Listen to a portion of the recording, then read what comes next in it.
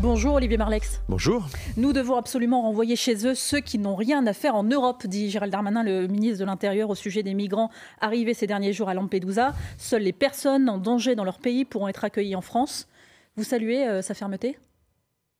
Fermeté relative, puisqu'il ouvre une porte sur les gens qui seraient en danger. Je ne vois pas beaucoup de Camerounais, puisqu'à Lampedusa, il y a beaucoup de Camerounais qui sont arrivés, qui seraient en danger au Cameroun. Donc on voit immédiatement la faille dans la fermeté prétendue de hier matin.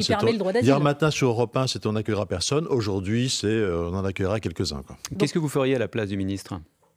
Mais il faut la plus grande fermeté, une fermeté absolue. Des Lampedusa, en réalité, il y en a tous les jours. En 2022, l'Union européenne a reçu 962 000 demandes d'asile, près d'1 million de demandes d'asile. Il y en a tous les jours. C'est la même chose. Ça ne veut pas dire qu'elles sont toutes acceptées. Hein. C'est la même chose que... Oui, enfin, la France est un des pays qui en enregistre le plus, en accueille beaucoup, et du coup, ne sait plus que faire.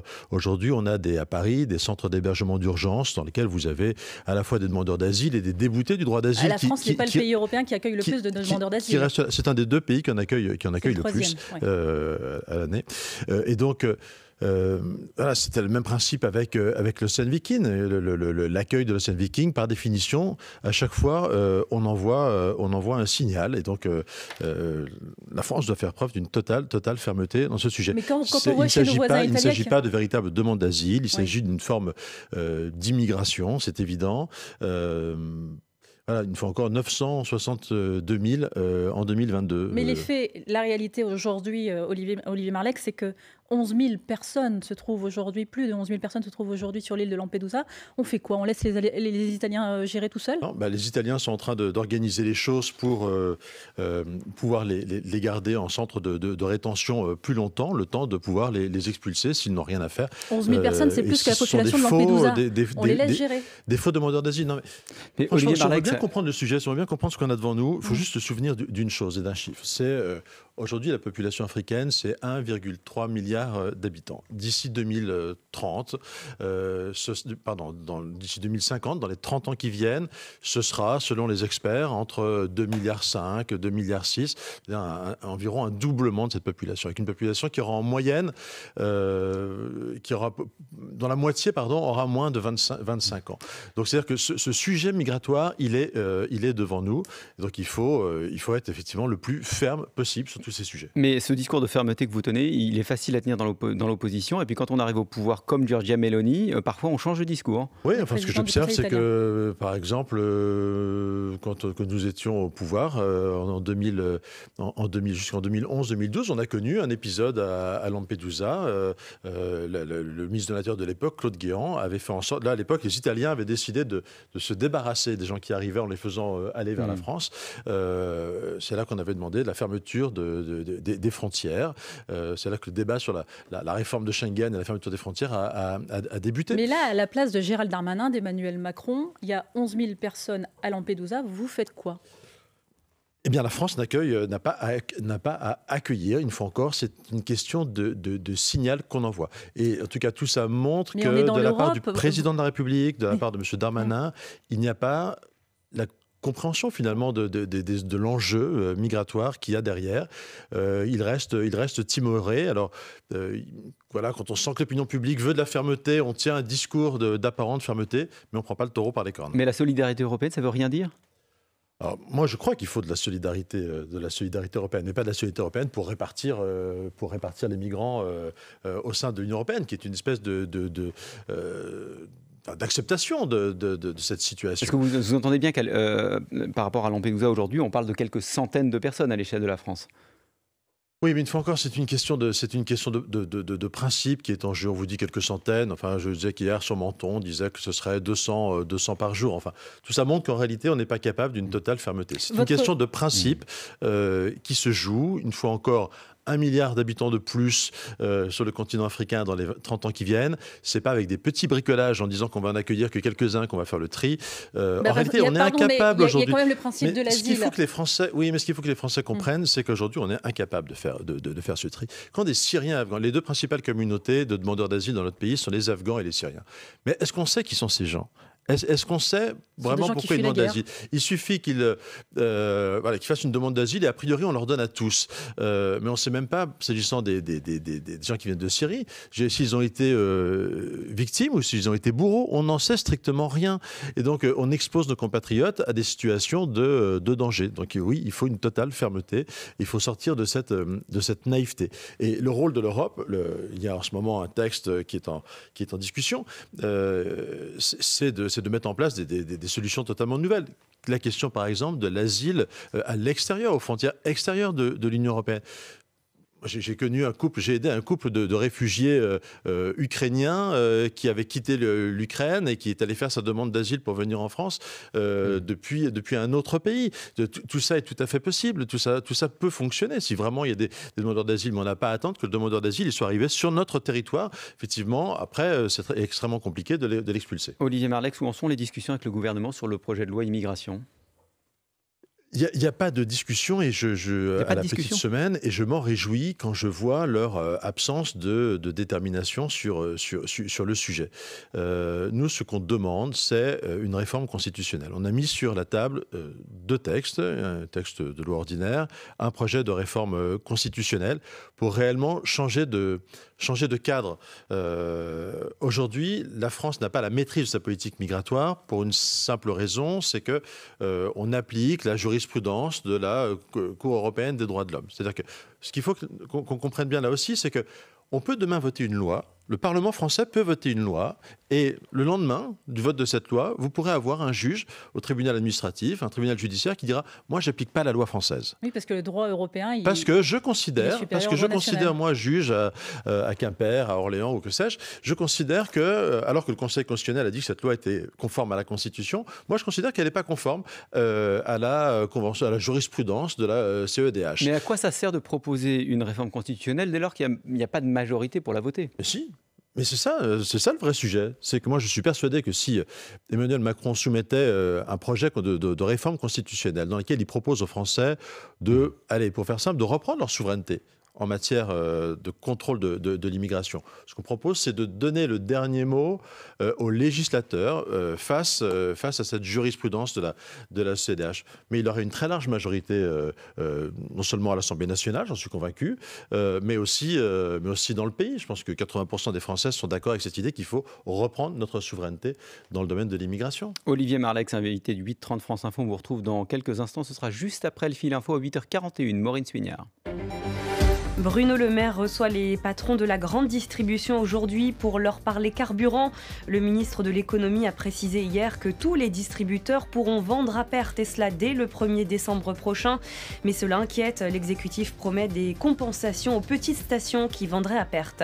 80 000 enfants sont mal logés en France et la moitié d'entre eux n'est pas scolarisée. Estimation de la ministre des Solidarités ce matin. Invraisemblable et indigne, dit encore Aurore Berger. Elle annonce le triplement du nombre de médiateurs sociaux qui iront dans les hébergements d'urgence et les hôtels sociaux pour repérer où se trouvent les enfants dans une telle situation. Journée historique à New York, Volodymyr Zelensky à la tribune de l'ONU. Le président ukrainien va s'exprimer à l'occasion de l'Assemblée générale de l'institution. Il va ensuite rencontrer le président américain Joe Biden. Le PSG débute sa campagne de Ligue des champions de football face au Borussia Dortmund. Ce soir, coup d'envoi à 21h au Parc des Princes. Un choc d'entrée pour les Parisiens éliminés dès les 8e de finale de ces deux dernières saisons. Ce sera un match, bien sûr, à suivre sur France Info. France Info. Le 8h30 France Info. Jérôme Chapuis, Salia Bracchia. Toujours avec le président du groupe Les Républicains à l'Assemblée, Olivier Marleix. Vous disiez juste avant le fil info, je ne négocie pas avec le gouvernement sur le texte sur l'immigration. Même pas sur l'une des mesures, l'article 3, qui vise à régulariser les travailleurs sans papier. Surtout pas. On sait que tous les pays qui ont eu des mesures de régularisation un peu comme ça, un peu massives, un peu affichées, ont créé un nouvel appel d'air. Donc c'est exactement le contraire de ce qu'il faut faire. En réalité, cette mesure, c'est un petit bricolage de M. Darmanin, qui a eu la commande d'un projet de loi sur l'immigration au lendemain d'un discours de M. Macron pendant la campagne présidentielle. Il ne savait pas trop quoi mettre dedans. Donc on a mis une mesure de droite pour exécuter un peu mieux les OQTF, et il a pris une mesure de gauche, la régularisation sur les métiers en tension. Mais tout ça, c'est une blague, ce sujet de la régularisation. Pourquoi c'est d'ailleurs. Une blague ? Mais c'est une blague parce qu'en réalité, le droit actuel permet de faire. au cas par cas. Aujourd'hui, un préfet, il peut donner un titre de séjour alors justement, vous étant député... Donc si vraiment, quand vraiment il y a des métiers, attention, tous les hôpitaux de France, par exemple, ont besoin, aujourd'hui on le sait, de médecins étrangers. Mais vous, comme élu, ça vous arrive par exemple d'aller voir le préfet et lui dire, écoutez, voilà, là, cette entreprise... oui, sur mon hôpital, je reconnais, on a besoin de médecins étrangers, et donc de temps en temps, il peut nous arriver au cas par cas. Alors on a besoin de comprendre pourquoi est-ce que vous refusez cet article 3, qui donc prévoit la régularisation des travailleurs sans papier. Parce qu'il créerait un appel d'air, et qu'il est totalement inutile. C'est-à-dire qu'il faut le faire, mais il ne faut pas l'afficher. Si je comprends bien votre position, vous le faites tous les jours en tant que député, mais vous ne voulez pas l'afficher dans la loi. Non, la différence, soyons très clairs, c'est qu'aujourd'hui, si vraiment on a des cas à régler, on peut juridiquement le faire. Rien ne s'empêche de régler des situations au cas par cas. Mais il y a une immense différence entre régler des choses au cas par cas et annoncer, urbi et orbi, la France régularise ses sans-papiers. Donc vous dites à tous les travailleurs sans-papiers qui nous écoutent, allez voir votre député, il peut se charger d'aller voir le préfet pour régulariser votre situation. Mais pas du tout, c'est sur des situations qui mériteraient évidemment des cas extrêmes. Ça n'a absolument rien à voir. Je sais que M. Darmanin raconte ça à tout le monde. Les députés viennent me voir en douce pour obtenir des régularisations, etc. Non, c'est que, une fois encore, en droit, on sait faire ça. Et donc, on n'a pas besoin de la loi qui serait un appel d'air qui est totalement inacceptable. En Italie, Giorgia Meloni a fait passer cet été à 123 000 le nombre de permis de travail pour les étrangers dans les secteurs en tension. Ça ne vous fait pas réfléchir ? Écoutez, on a encore déjà quelques millions de demandeurs d'emploi dans notre pays. Notamment, je vous invite à regarder le taux de chômage des populations immigrées, qui est plus fort que la moyenne. Donc je ne pense pas qu'on réglera la question de la vacance d'emploi par un nouvel appel de population immigrée. Je ne crois pas du tout. Olivier Marleix, dans les prochaines semaines, le gouvernement va soumettre au Parlement le texte qui vise à permettre aux distributeurs de carburant de vendre à perte pour une durée de 6 mois. Est-ce que vous allez voter pour ? Écoutez, ça change tous les jours là en ce moment, puisque donc la Première ministre a sorti ça du chapeau il y a 2 jours. Ils se sont rendus compte que leur truc ne marchait pas. Allait créer une espèce de concurrence totalement déloyale entre la grande distribution, dont il ne faut pas se faire d'illusions. Je pense qu'elle leur répercutera cette perte sur le prix du carburant sur d'autres produits sur lesquels la demande sera forte. Et évidemment, ceux qui n'auront pas les moyens de suivre et qui risquent de subir cette concurrence, c'est les indépendants qui sont quand même importants, plus de 5800 stations indépendantes. Donc comme ils se sont rendus compte que ça ne marche pas, ils sont déjà en train d'essayer de réparer par... Alors là, finalement, monsieur le maire va donc faire des chèques finalement à ces stations-là. Donc il faut comprendre que vous ne voterez pas cette mesure. C'est la politique de gribouille, on n'en est pas à voter encore, c'est la politique de gribouille. Moi, j'avais alerté la Première ministre sur cette question du carburant. Visiblement, elle a commencé à comprendre qu'il y avait un sujet. Il faut faire quoi ? Nous, ce qu'on demande, c'est un vrai bouclier. C'est un bouclier sur le carburant. C'est-à-dire qu'il n'est pas normal. Le gouvernement a su en faire sur le prix de l'électricité l'année dernière. Il n'est pas normal que quand le prix du carburant augmente, la fiscalité continue de peser autant. En 2022, j'ai vérifié avant de venir, en 2022, année où on a eu déjà l'hiver dernier des pics sur le prix du carburant et où on a obtenu cette mesure de la part du gouvernement d'une ristourne, le gouvernement a malgré tout réussi à empocher 3 milliards d'euros de plus. C'est-à-dire que l'État se comporte en un profiteur de guerre dans cette affaire. La mesure a coûté 12 milliards. Et il dit, non, mais une ristourne, c'est pas possible. Elle n'a pas coûté, n'écoutez pas monsieur... C'est un manque à gagner de 12 milliards. Monsieur le maire, elle n'a pas coûté. C'est un mensonge. On parle de fiscalité. Donc monsieur le maire a consenti à rendre aux Français une partie de la fiscalité qu'il leur prend.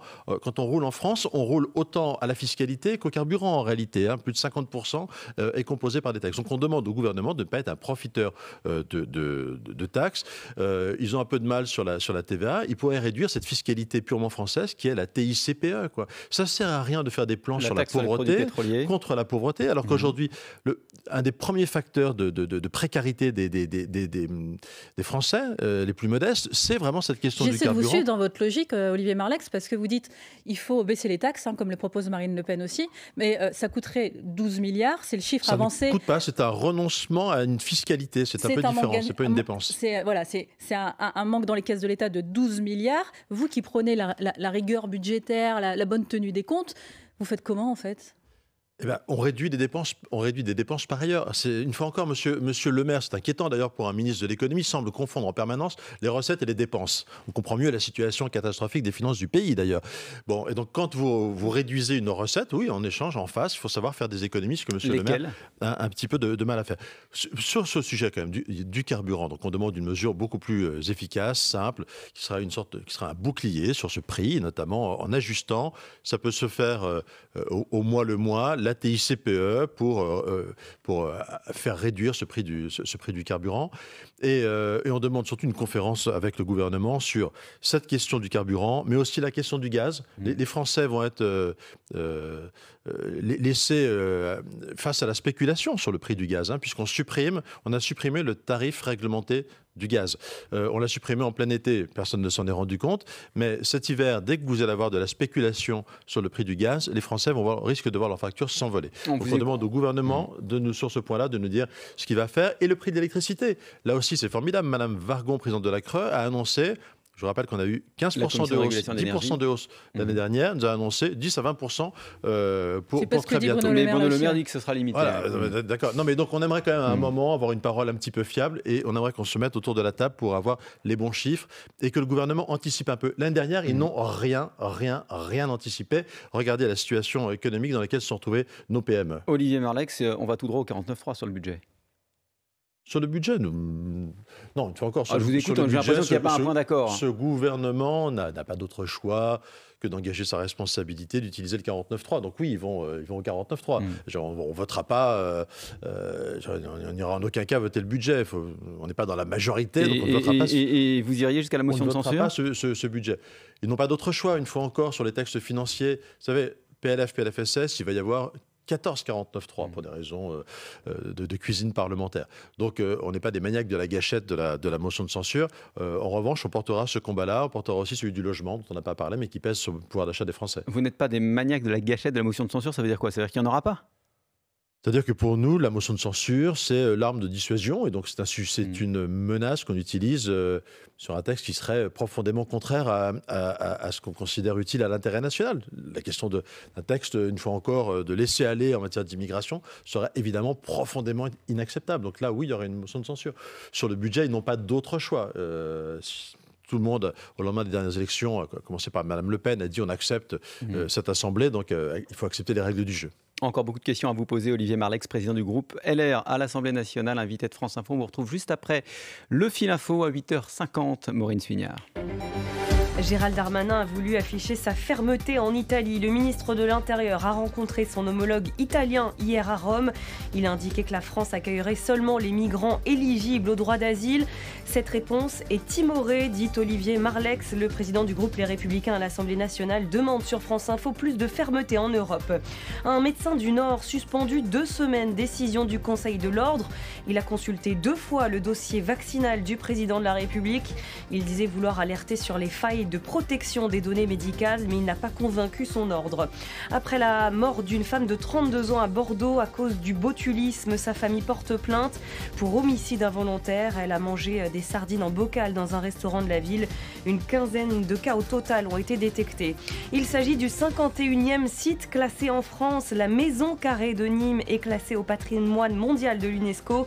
Ce temple romain construit au début du 1er siècle après Jésus-Christ, très bien conservé. La mairie espère que cela va attirer les touristes et être un véritable levier de croissance pour Nîmes.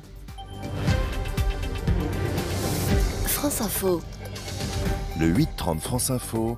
Jérôme Chapuis, Salia Braclia. Toujours avec Olivier Marleix, le président du groupe Les Républicains à l'Assemblée nationale. On connaît, Olivier Marleix, les têtes de liste du RN et de Reconquête pour les européennes, mais pas encore la vôtre.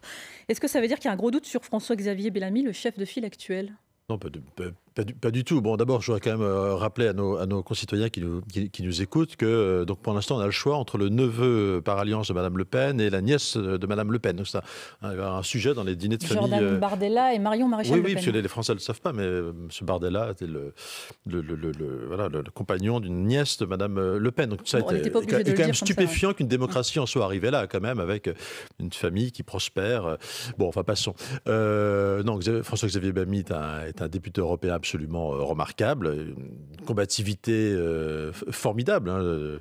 Sur les réseaux sociaux, d'ailleurs, ces interventions sont très, très, très largement partagées. C'est quelqu'un qui rentre dans la technique aussi, qui ne se contente pas de mots, de slogans, contrairement à d'autres, et qui pèse à l'intérieur. L'Europe, elle est dominée par de grandes familles politiques, et notamment le PPE. C'est quelqu'un qui pèse au sein de le groupe des droites au Parlement européen. Il est si fort que ça, pourquoi c'est pas évident de le reconduire ? Qui pèse. J'en sais rien, c'est pas, ce choix ne m'appartient pas, c'est une question de calendrier. Je fais entièrement confiance à Éric Ciotti sur ce choix. En attendant, ce que je veux préciser, rassurez-vous, c'est que nous, on travaille sur le fond, sur le projet. Quand j'entends Madame Le Pen, M. Bardella change sur la question de l'Europe, change d'avis en permanence, on a vraiment l'impression qu'ils veulent sortir de l'Union européenne. Alors je croyais que Madame Le Pen, finalement, avait renoncé à ce projet, qu'elle ne voulait plus sortir de l'euro, qu'elle ne voulait plus sortir de l'Union européenne. Donc, on comprend plus leur projet. Nous, on croit qu'il faut être patriote, il faut réarmer notre pays. Il y a des choses pour lesquelles il ne faut pas attendre l'Europe, notamment sur la question du contrôle de l'immigration. C'est ce que propose aussi Marine Le Pen. Pardon ? C'est ce que dit aussi Marine Le Pen. Oui, enfin, on a le droit de dire ce qu'on pense. C'est même Michel Barnier, puisqu'on parle d'Europe, qui le premier a proposé un... C'était pendant la campagne. Ce qui n'a pas dit très bien compris d'ailleurs de sa part. Pour reprendre notre souveraineté sur la question de l'immigration.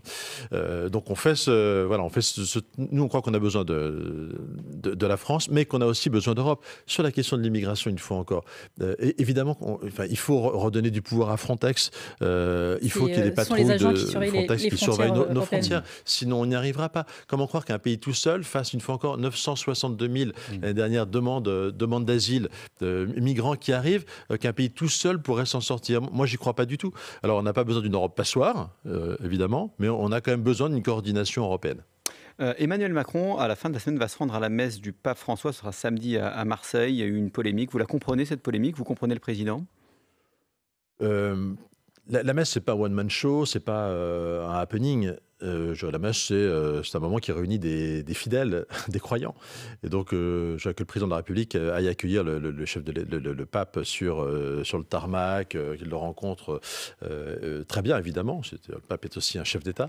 Mais qu'il aille assister à la messe, ça me paraît un peu incongru de la part de quelqu'un qui, visiblement, n'est pas chrétien. Lui, il dit qu'il est en tant que président et qu'il n'aura pas de pratique religieuse.